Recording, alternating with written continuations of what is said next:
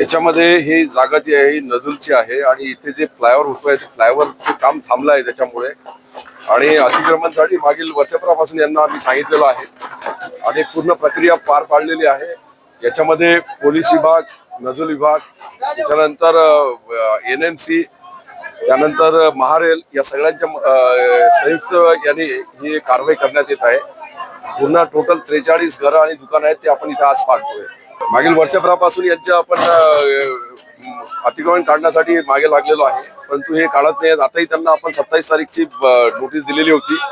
मागील 10 दिवसामध्ये त्यांनी काहीच केलेलं नाही। काही लोक स्वतःहून काढतायत, बऱ्यापैकी लोकांनी स्वतःहून अतिक्रमण काढून घेतलेलं आहे, परंतु काही लोक मुद्दामून काढत नाही आहेत, त्यांच्यावरती आपण कारवाई करतोय। 43 जे नजूलवरती आहे त्याच्यावरती कारवाई करतोय।